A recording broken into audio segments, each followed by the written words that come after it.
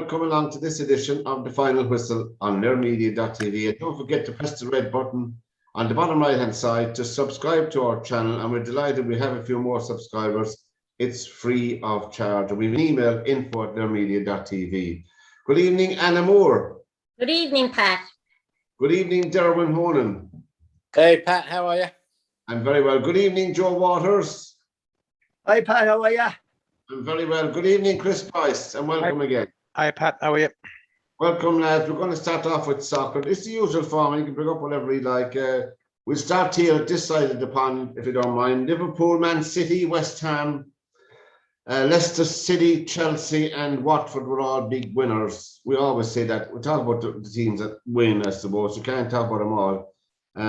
Man United, and there's a big, huge question about Man United and the manager and staff, as it's unfortunate in my opinion, but that's the way soccer goes. Grimsby Town 2, Yeovil 0.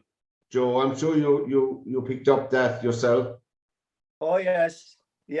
That's a great result from. Next week will be an interesting game. They play Notts County. Oh, yes, so it'll be an interesting one. What division are they in, Joe? Huh? Sorry, Anne? What division are they in? They're in the Well, national. unfortunately, they're non-league right now. No, I was just looking because you know the way they give 2 or 3 of them every week on the Star on Monday, and I'd be looking every week to see where they are, but they're not there on the paper. Like, No, they got relegated from the 4th division last year. They've been very poorly run for a number of years, and finally it's caught up with them. Good.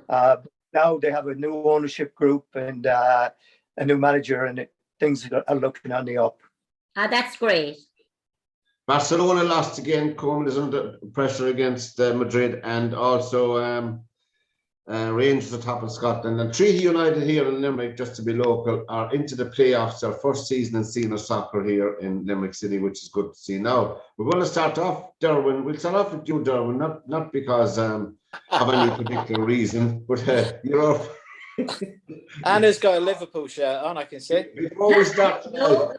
Derwynne Red, is no, it is Derwynne. It is red, but it's not my Liverpool top. I wouldn't do that cheat today. I wouldn't. I'm in black for morning. that was the colour of Alex Ferguson going out of Old Trafford yesterday. But Derwynne, the match itself, I presume you saw the match. You see any bit of the highlights, or what did you see? Because we were talking off here before we came on. It's 5-0 is bad enough, but it's the performance really, Derwynne, isn't it? Yeah, I think it's been coming. They've got lucky a few times with like Atalanta and some of those league games they've scored in the last knock-ins and different things. But I think Solskjaer's not. I don't think those players are playing for Solskjaer. And that tackle with Pogba yesterday, that looked like he wanted to get sent off. Yeah, it was a tough tackle. I don't know why he didn't get a red card. They went to VAR and all that nonsense, but I don't know why he didn't give him a red card. Maybe I have no idea. But Pat, sorry, Darren, I feel very sorry for Short. I really do, because I'll tell you, these are multi-million pound or euro players. It doesn't matter who their manager are. They're being paid. That's their job, and they should be given it everything. And they didn't yesterday.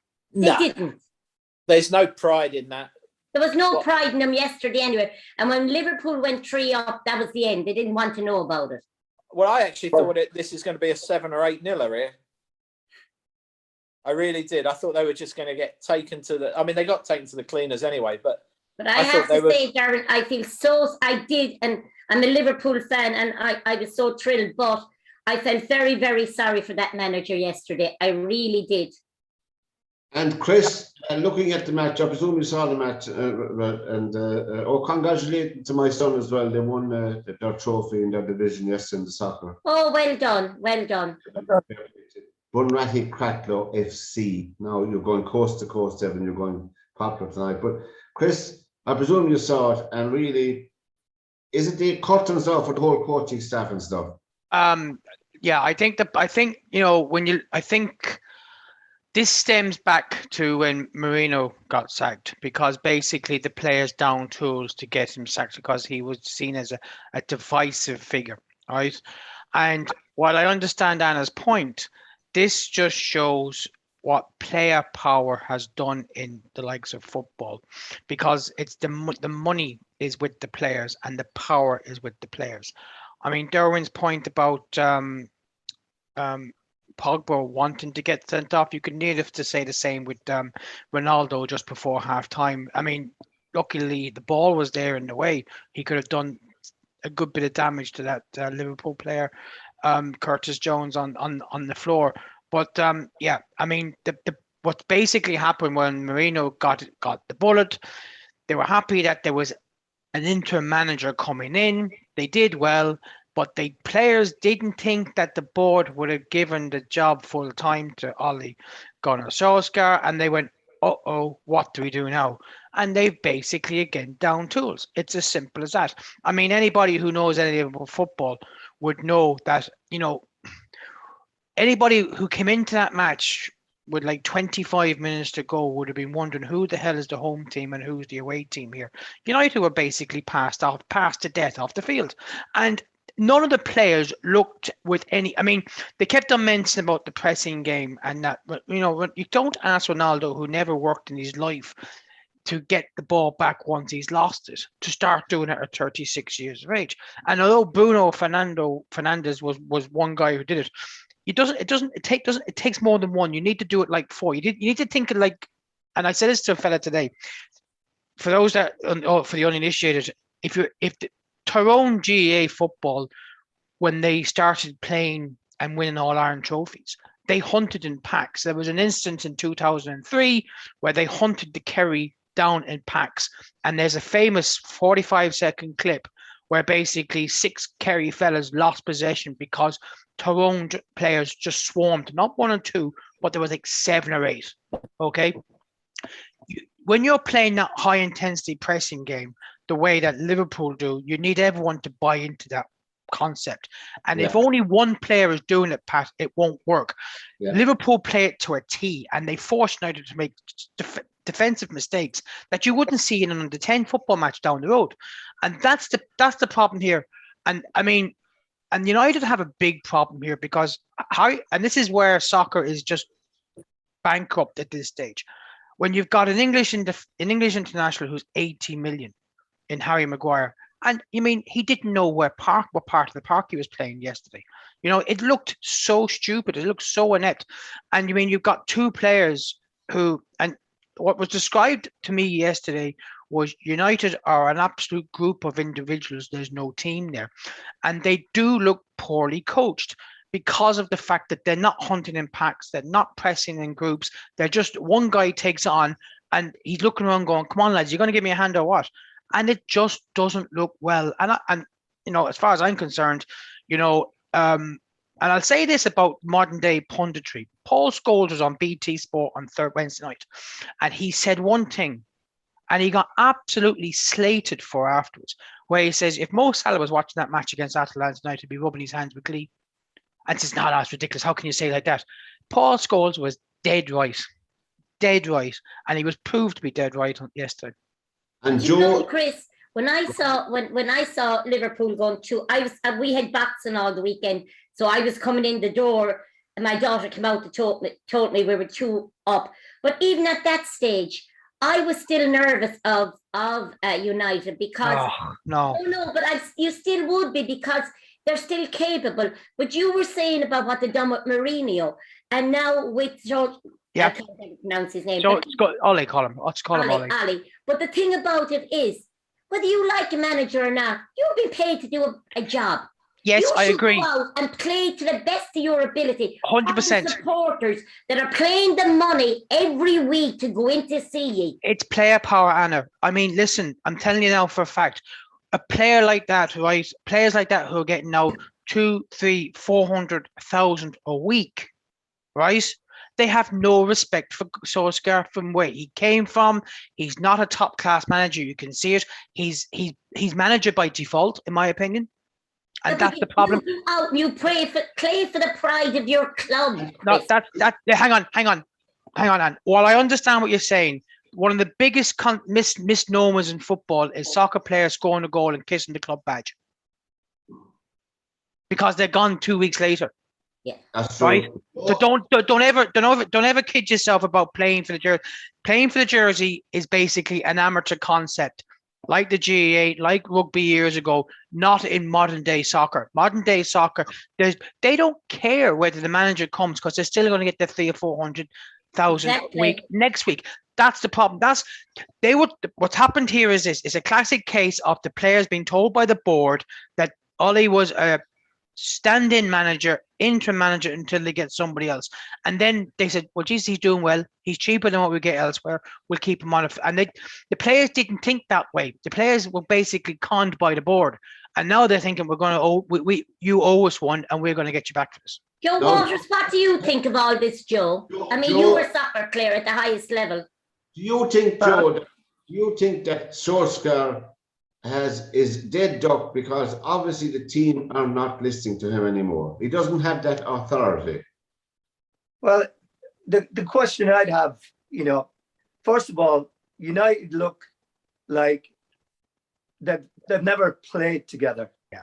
And that's been obvious for a few weeks. I mean, I'm watching the goals yesterday. I'm not sure if it's the second or the third one, but you have two England internationals, Harry Maguire and Luke Shaw. That was the second one, Joe. They ran into each other. Yeah. You've got Lindelof, who's an experienced international player. For the second goal, I think it was, goes the wrong side of the Liverpool player, lets him turn him inside and opens up the whole of the field for him to play the ball inside. I mean, they just got taken apart. And, you can say what you like about guys not playing for managers or not liking, but when you walk on that field, you're playing for personal pride, Yes. right? Your own pride you're playing for. You do not want to let yourself down. You do not want to let your family down, and then you don't want to let your club down. Exactly, And Joe. there's a certain amount that I understand that some of the characters in the United team are not strong characters, and Paul Pogba is one. He is a luxury kind of a player. But the other guys, I mean, Harry Maguire, England captain Manchester United, and you cannot organize your defense and your two defensive midfielders around you. I mean, let's be honest here. The first three goals, United have 4 defenders and 2 defensive midfielders. Liverpool have 3 midfield players and 3 forwards. And yet, Liverpool were able to get 3 men on each of those goals overlapping. So that just, when players said to me, well, somebody's not marking this, somebody's not, what were you doing? If there are 6 of you playing against 6 of them, you've got a responsibility there. And if you're not carrying that out, that is a lack of professionalism. It's a lack of character to me. And that's what United have. They have too many players that are the same. Too many players that are, when you look at the forwards they've got, you've got Martial, who doesn't even see the field now. You've got Cavani, you've got Ronaldo, you've got Greenwood, you've got Lingard, all these guys, but they're all offensive players. They have no defensive midfield player that can sit in there and actually destroy and break down the opposition. And when you play 2 players in midfield against Liverpool's 3, you're asking for trouble. Oh, sure. You are going to be passed around all day long. You've got Aaron Wan-Bissaka is not a good defender. He's an attacking player, right? And he just is not a good defender. And they just got overwhelmed every single time, and it all comes down to the manager. But who's buying these players? Who is actually buying the players? Yeah. That's the question I'm asking. Where is the balance in the team? Exactly. You see, the point that Joe makes is very, very, telling. But the thing about it is that you're saying about who's buying the players, right? They have to be coming from the manager's recommendation, or is the manager, or is Ollie not even involved in that? Is he basically? I mean, normally a situation is the players or the manager will go to the board and says, "I want X, Y, and Z." Now, is X, Y, and Z being imposed on Solskjaer and saying you're playing these guys? And I said, well, I never asked for these guys. I mean, Varane is a top-class international defender with France, won the World Cup. Now, he hasn't played many games. They bought Jadon Sancho from Dortmund, and he hasn't seen him. Donny van de Beek, don't even know he's any good. Doesn't get a game. The problem and you made a point about. I'm interested in your point about lack of professionalism, because I think you're trying to prove my point without saying it, because downing tools is a lack of professionalism as well, and I do feel that they're not playing for the manager because they didn't think that this guy, the current manager, was going to be the full-time permanent manager, and that's the problem that they have. They're going, Jesus, this wasn't what we had in our plans. Our plans was to get Mourinho and get somebody like Zidane or Conte in, and now we're left with a guy who was managing a Norwegian second division team.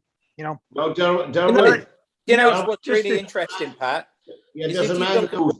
There's a man loose at the moment. I think he played with United for a long time. Steve Bruce. Don't laugh out loud now, everyone. I'm talking about Steve Bruce. He knows the club. He won't get near it.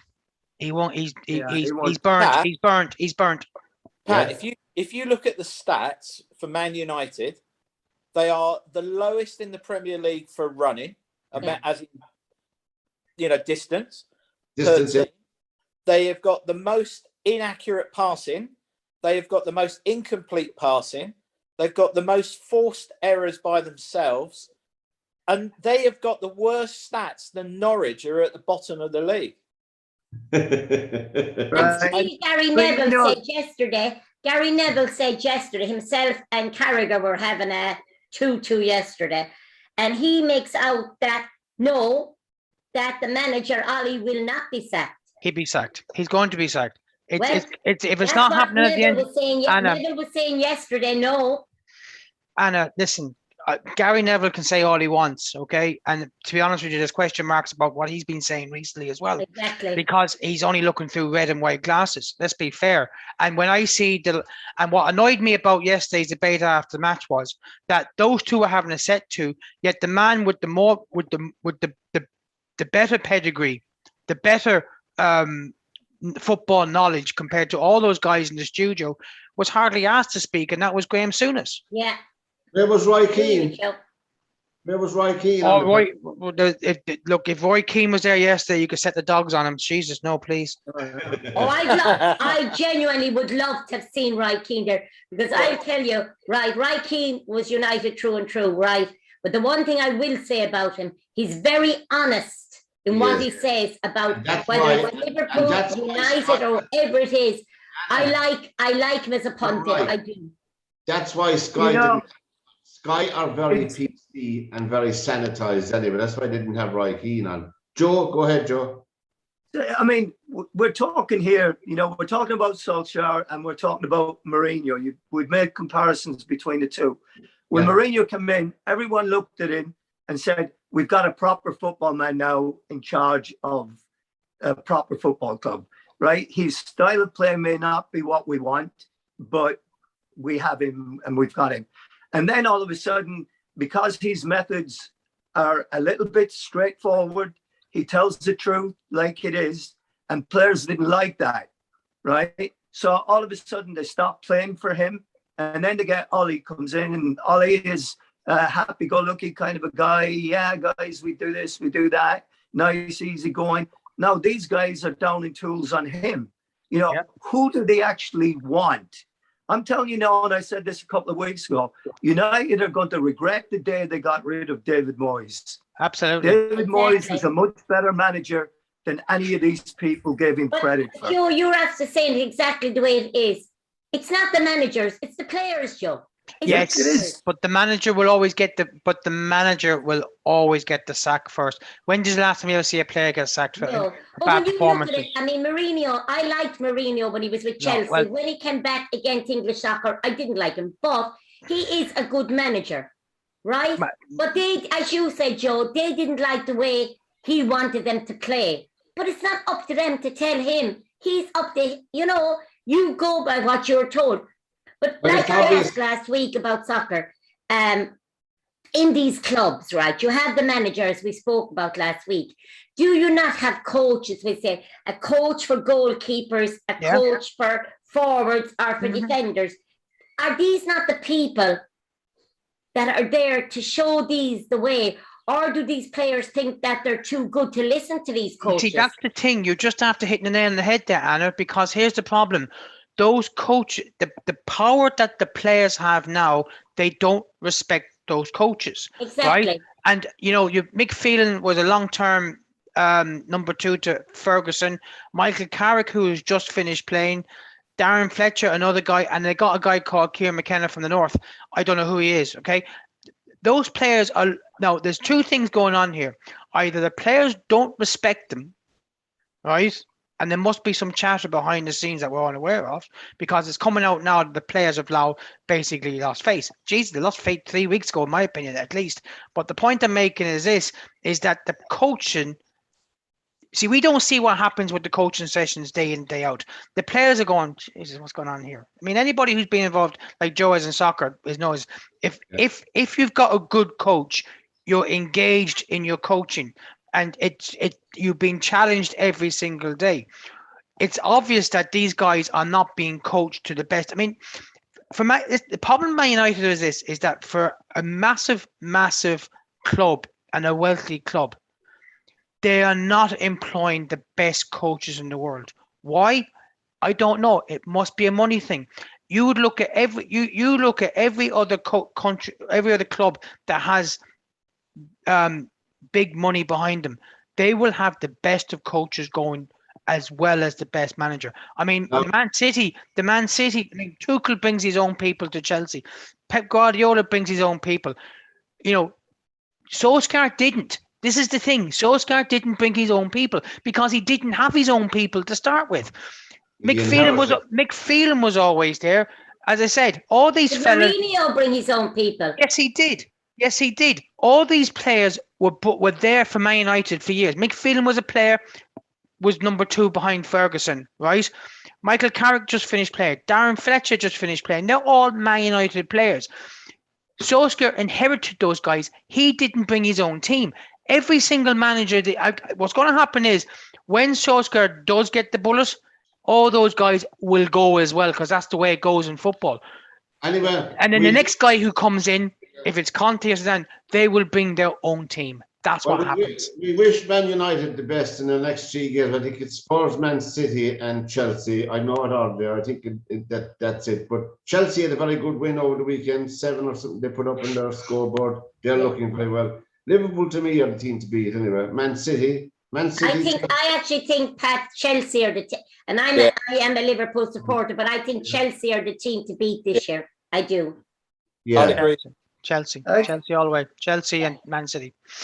You would say that, Chris. You would say that. No, it's not that.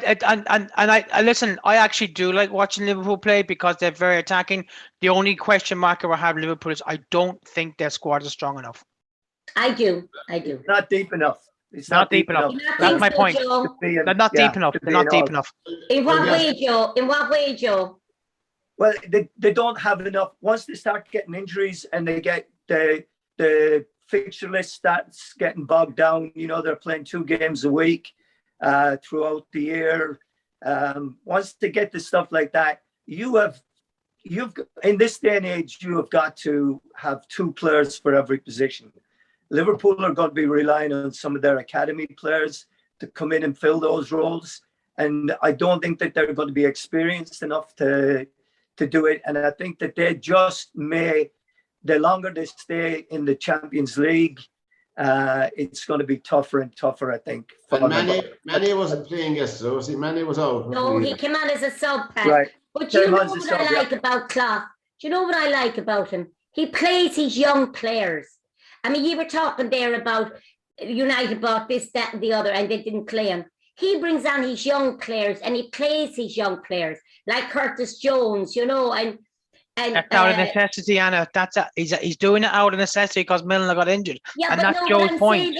But it's great to see it. It's great, yeah. Because the one thing I have to say, when the Roy Keanes came up, and you, Joe, and we say all the best of the Irish soccer players, with say Brady and Irwin. I thought Irwin was the most unsung hero in my opinion. But Oh yeah, a gift when all back. those were coming up, they came from, most of them went to Notts Forest through their academy. A lot of them came, but there are no now academies for kids from Ireland or England even to come through because of all these foreign players that have been bought in, and that's what's ruining English soccer at the moment and Irish soccer. Money is ruining it. It's ruining the development of it because they're, to give a young player a chance now, with the risk of losing a game and the money that it would cost you, they'd much rather pay 5 or 10. I mean, we're talking now 10 million being chump change really for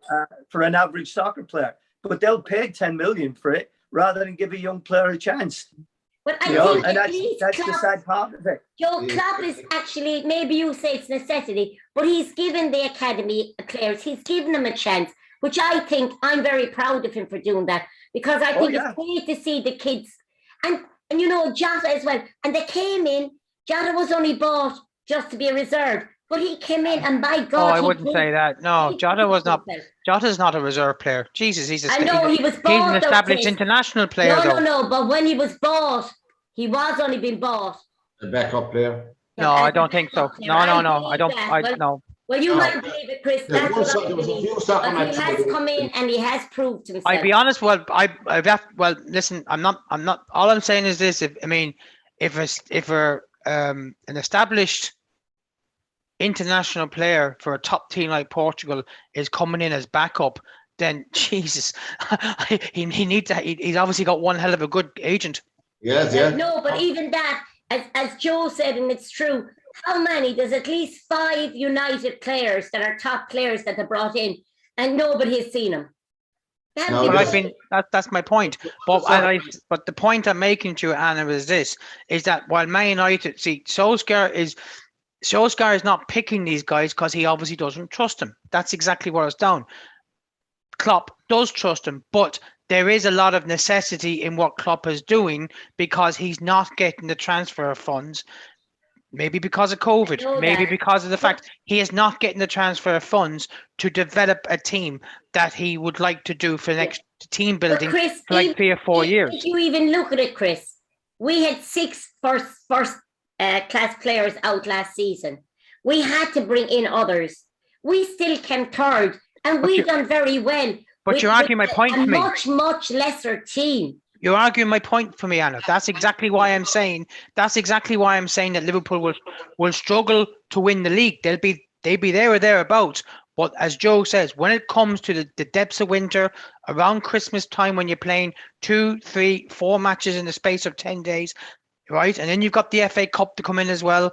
And if they're going to be still in the League Cup, they'll be going for 4 tournaments. And then you've got the international breaks that come as well. It is going to, and here's the thing that you haven't realised as well. I know what you're going to say. What? Salah and them could be out for 8 weeks. There you go. African Nations Cup. Yeah. There you go. Yeah. There you go. So there was another match on over the weekend, and one time a couple of years back, I used to remember paying particular attention to a Clasico between Barcelona and Real Madrid. I don't think did it get any headlines at all as the weekend? I only looked it up because I was looking at all the results. But Barcelona, the last 2-1, I think, was it, Pat? Yeah, 2-1 the last. Yeah, they were beaten 2-1 by Real Madrid, and I think Ronald Koeman, he's manager of Barcelona. I think he's again, they were saying that he had to win, so had to win. Soccer, one more piece of news in soccer, lads, if you have any piece thrown in. Napoli, they have an 18-year-old lining out with them now. Roman Floriana Mussolini. Now, there you are. Apparently he's a right winger, Pat. To say that name. No. The great grandson of Il Duce himself. He's a right winger. Apparently he can hang well. Yeah. Upside down like a bat. No, we wish him very well. We wish Romano Floriana Mussolini. We wish him well. It's I'm not going to say any more because but the great grandson of Il Duce. We'll come back to soccer later on anyway. The final whistles of the program on media.tv. Rugby union briefly, lads. The United States, there's a lot of teams touring at the moment, like New Zealand, the All Blacks, like Australia and Japan played a cracking match over the weekend. I saw a few of the highlights. But, my God, lads, the All Blacks played the USA 104-14. Now I ask you, lads, whatever about the 5-0 with Liverpool, 104 points to 14 in a rugby match. What was the point of that match? How many players on the USA rugby union team will benefit from that game? Did anyone see it? No. But really, No, I didn't see it. I saw the score. I didn't see the match. yeah, the lopsided nature of these games really don't do anything, you know. Anna, beloved Munster lost over in Wales. Yeah, they did. They lost 18-10 over to the Ospreys in Well, Wales. Joe, sorry, Pat, I follow rugby, but I don't know a lot about rugby. But they have got through the last 2 matches struggling. You know, I mean, a lot of people would say last week Connacht were the better team, but Munster got it on in injury time, and they fought very hard to the very end. I didn't see the match this week because I had a lot of boxing this weekend. We'll be coming to you in a minute. Chris, did you go to see them? You've got to see Munster and Connacht. I went to see Munster and Connacht, and I mean, I'm still scratching my head today, 8-9 days later, to see how actually Connacht lost that match. I watched the second half of Connacht on Saturday evening. I thought they were brilliant against Ulster.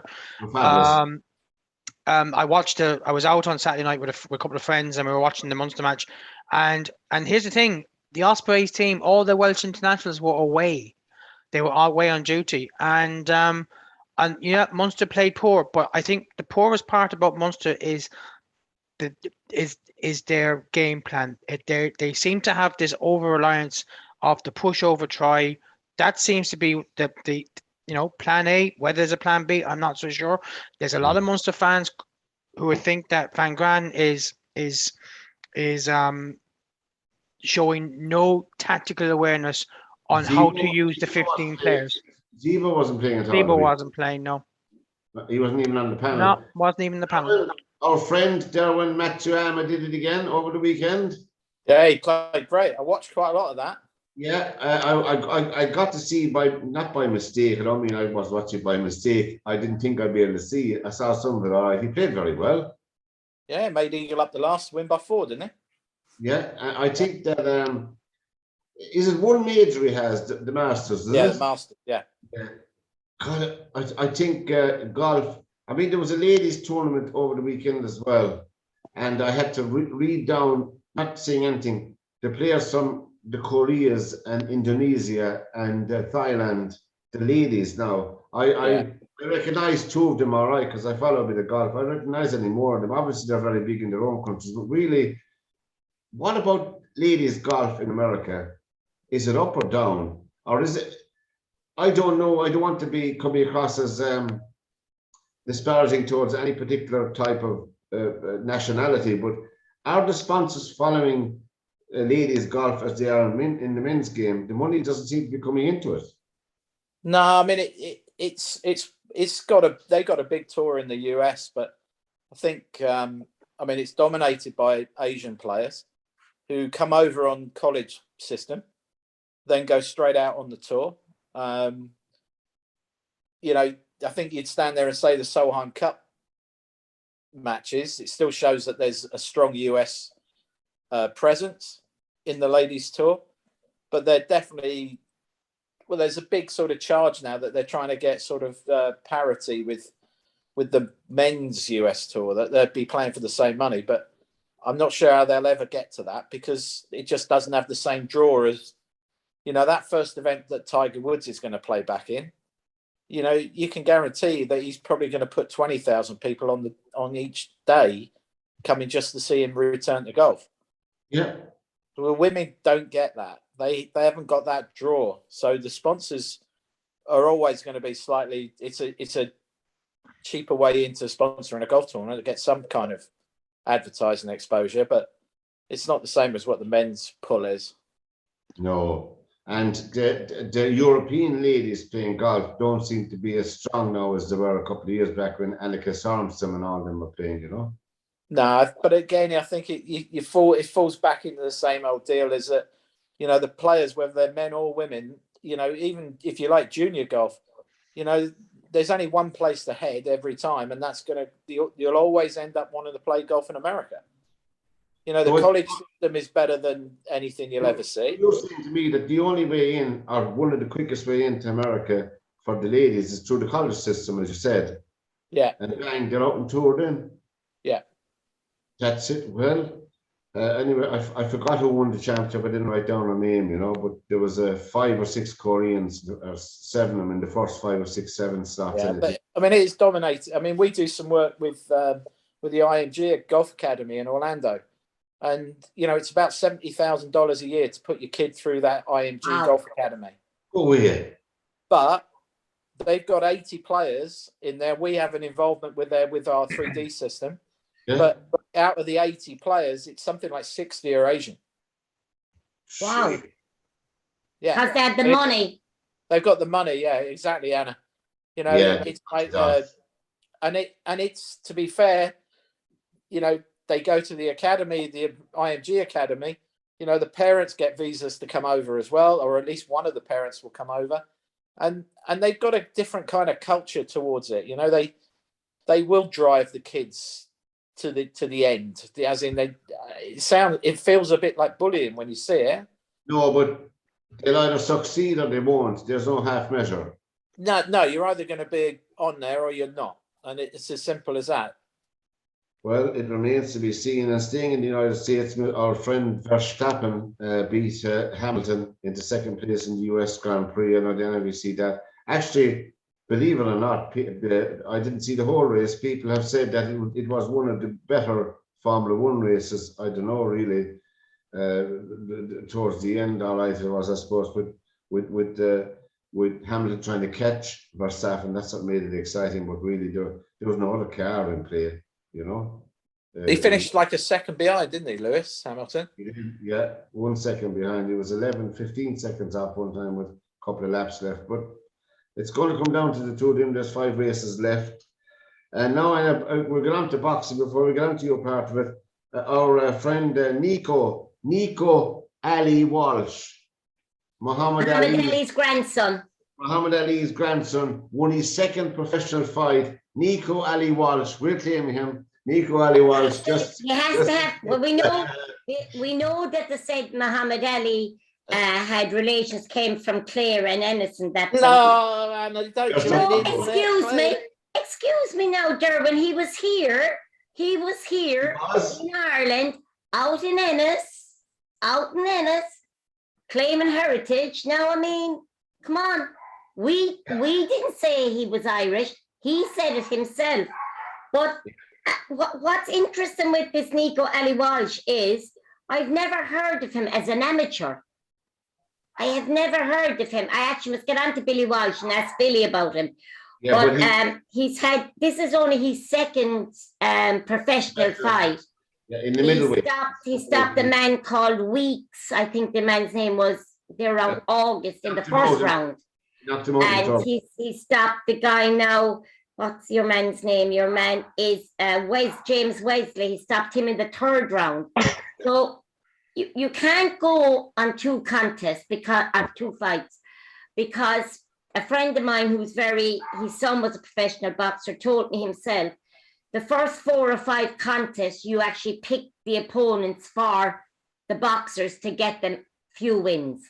Yes. So it will be interesting, and I think I definitely be watching out for him to see how far he can go. I saw a lovely photograph of him today with his granddad, with Muhammad Ali, when he was only about 5 or 6, and it was lovely to see, you know. Now he looks nothing like his granddad, but you know. Now the World Boxing Championships are on. Are we going to win any medal in it, Hannah? They're on in Serbia.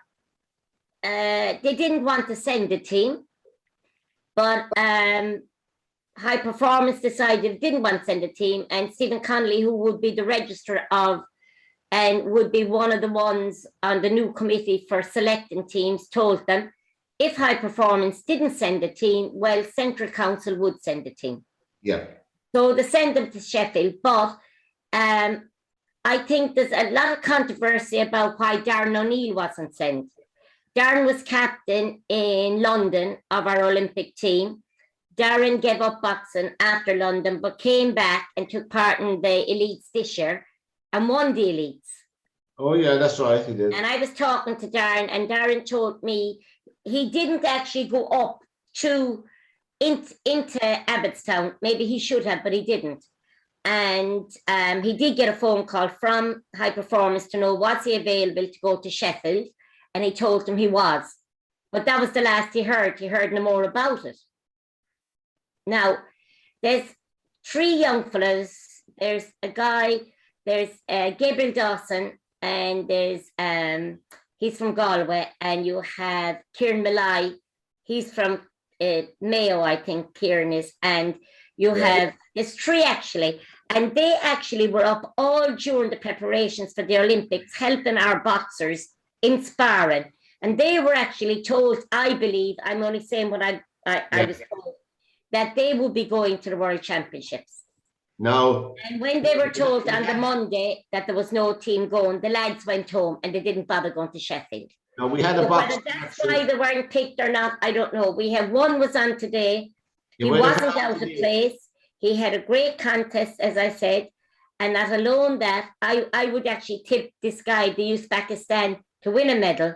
So we have 2 on tomorrow. We have Sean Merry, who won in his very first outing as an elite in the world army championships. He won a bronze medal.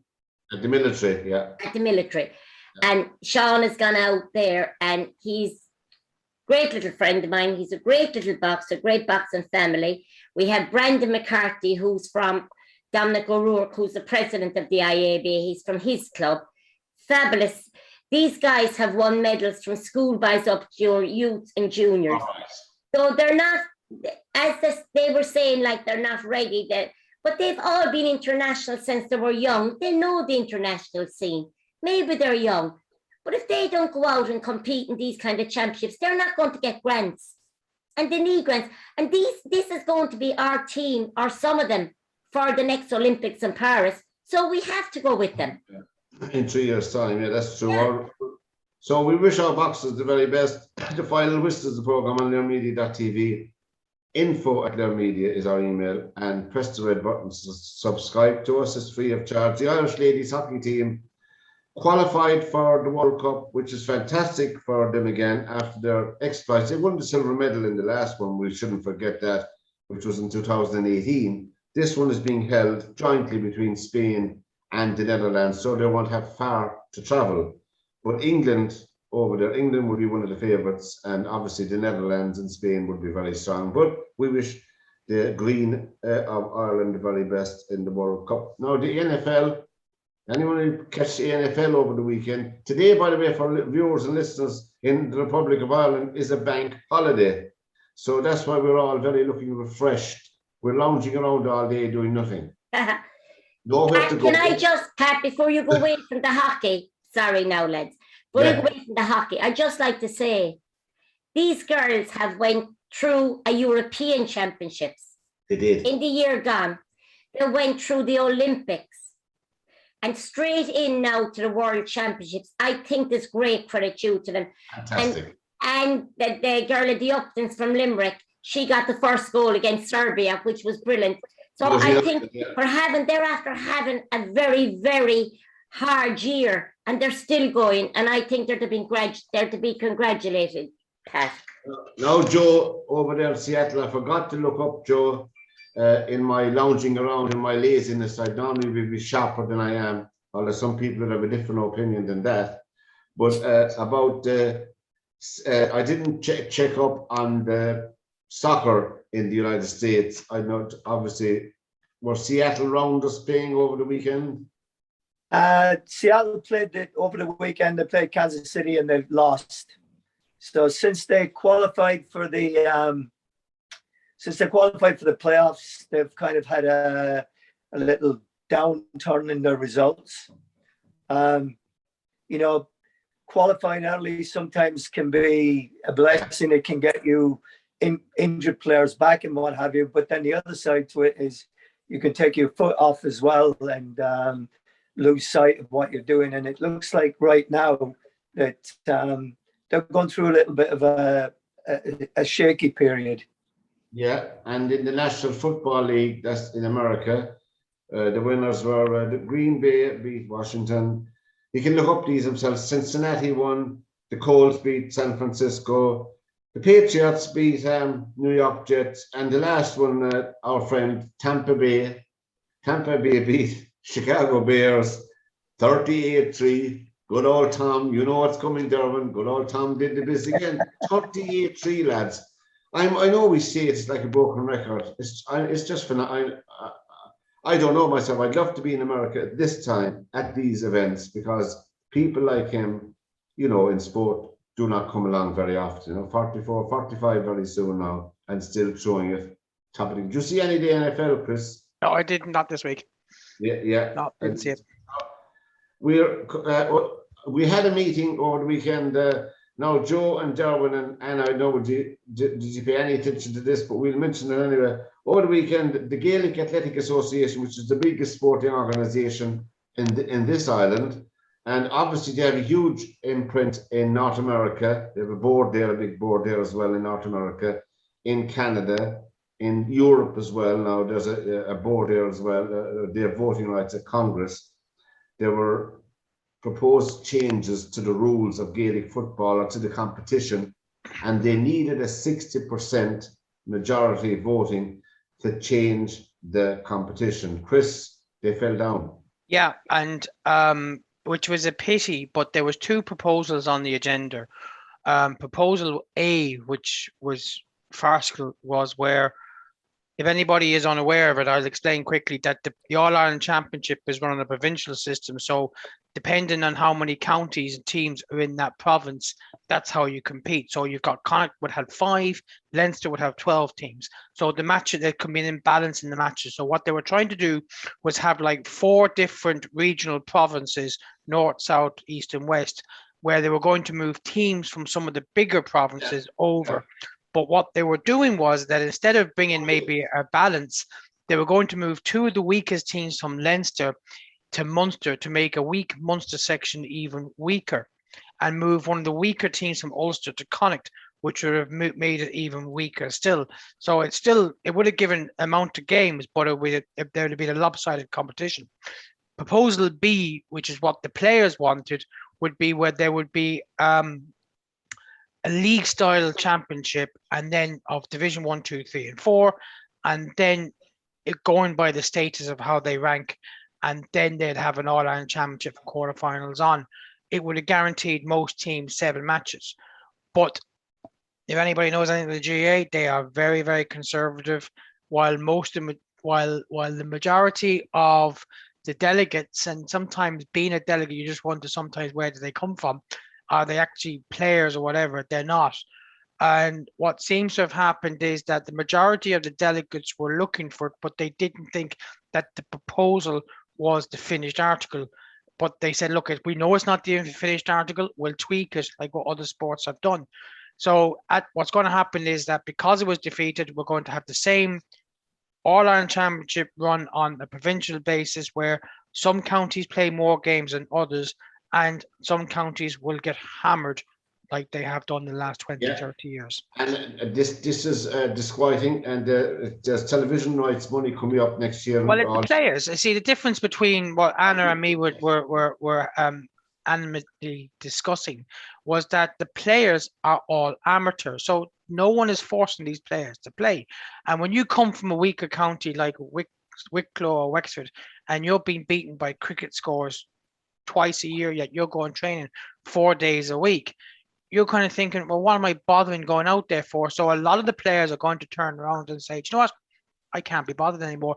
And that's happening as it is already, because I noticed in hurling especially, the retirement age is coming down, where it may have been 34, 20 odd years ago. There's a lot of players who are now retiring at 28, 29.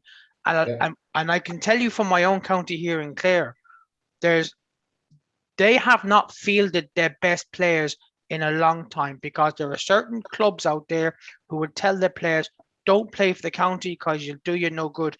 Play for the club. And that happens in a lot of counties. Now, Joe, we're going to go back to soccer. Joe Waters over there. Joe, and thanks for joining us again, lads. Grimsby Town are playing Notts County. Is that what you said? Yes. And is that in the cup? No, that's in the league. Really? Notts County are non-league as well. So there's actually a few teams in the I remember being up there and about pretty strong one time. Yeah. So Notts County are there, Chesterfield are there. I think Wrexham are down there.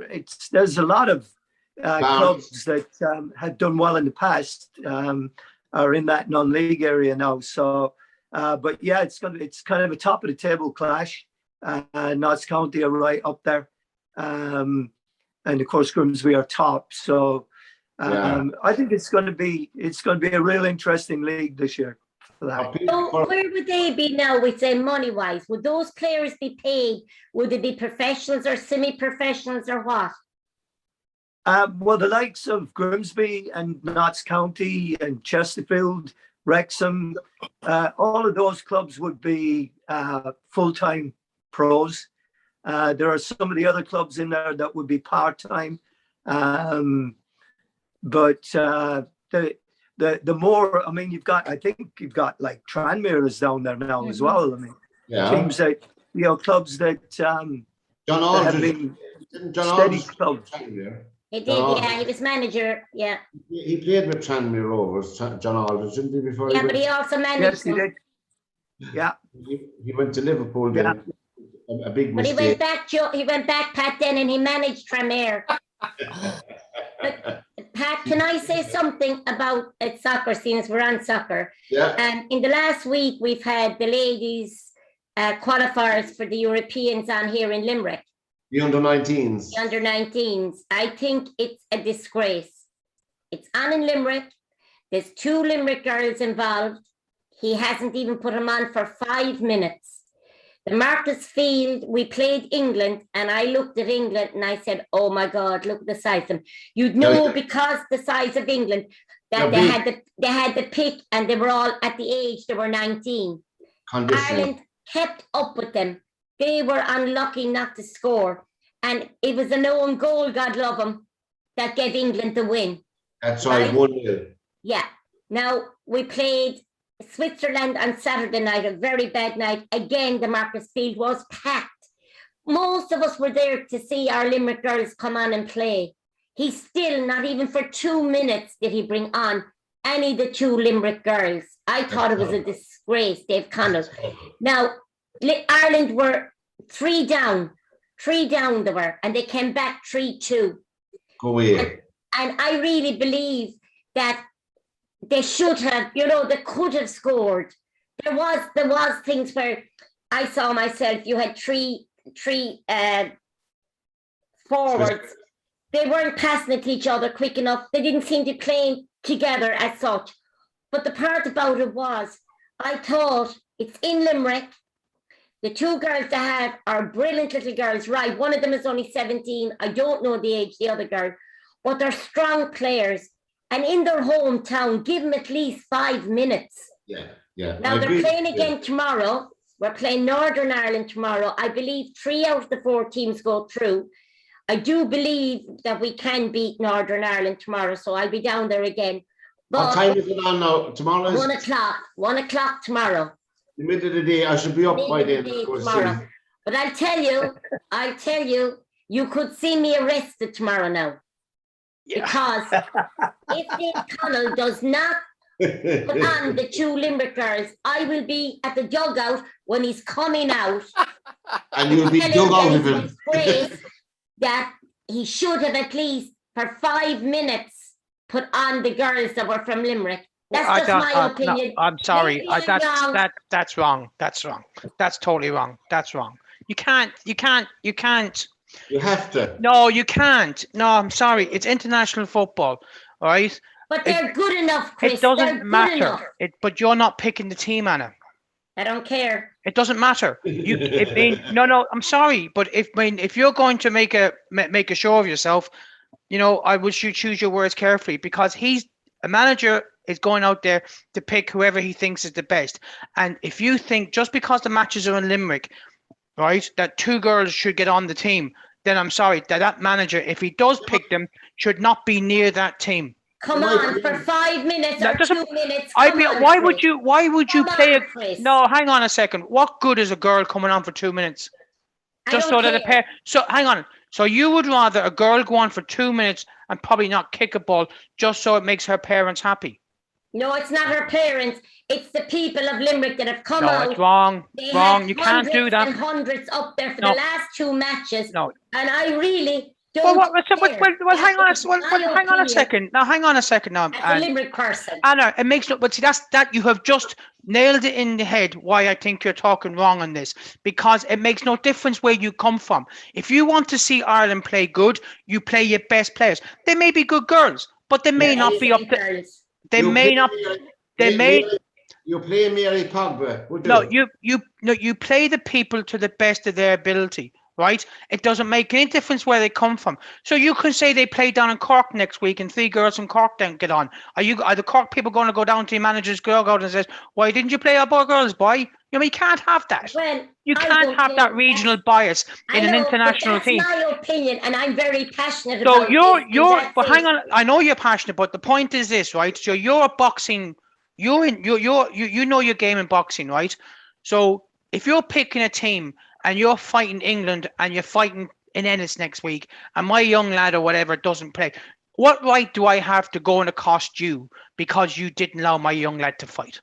Well, usually what we do in boxing, if we have it on somewhere, we mightn't put, we say the Ennis lad, we will find someone that's suitable to box him and put him on that show the way the people in Ennis can see their but the point, but what I'm saying to is, but if the people of Limerick are damn worried about the fact, that you cannot go to a soccer match expecting 2 girls in Limerick to play. I'm only asking for them to be on for 5 minutes. That's wrong. A lot of people will be very happy. Anna, it is not a challenge match. It is sorry, Pat. It's not a challenge match. You just said a minute ago that it's a tournament where 3 teams qualify. Could you imagine the outcry that will happen if the manager decided in a fit of pique and his heartstrings were tugged so much that he decided to play 2 Limerick girls, and something happened in the last 2 minutes that meant that they didn't qualify for the next round of the championship? I guarantee you, if I was on that board, that I'd sack the manager.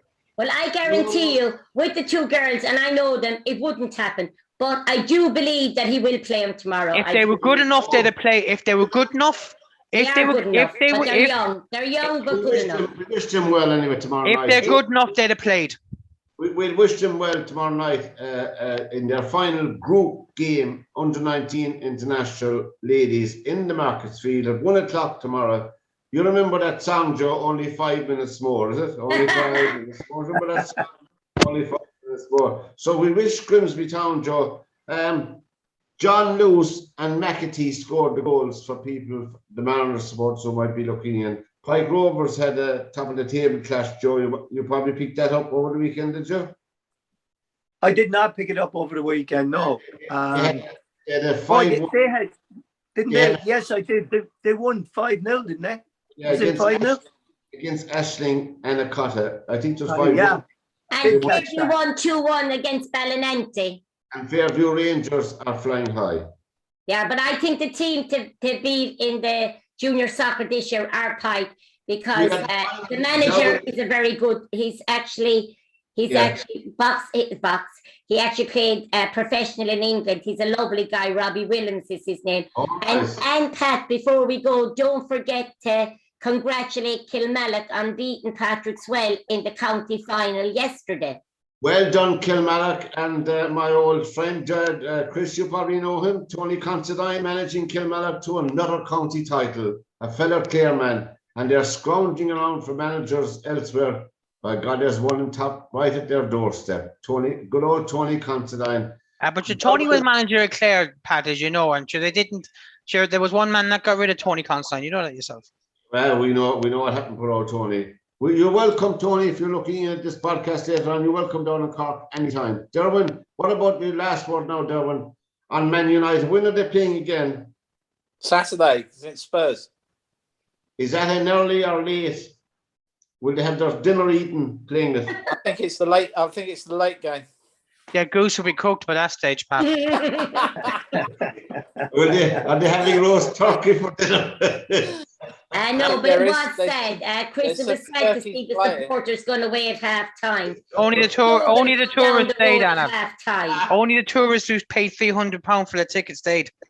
I'm Guys, going on Saturday, Chris. I thought it was said. I thought it was said. It's Man United and Spurs. Where is it? Is it Old Trafford or away? No, it's White Hart Lane. It's Spurs. Actually, the last word I'll say on that match would be that in an old report years ago, Man United were lucky to get nil. Yeah. Joe Waters over there in Seattle, from Anna Moore, from Chris Price, and from Derwynne Honan, lads, it's been vast. Thank you very much for taking your time to be with us again tonight. You're We wish welcome.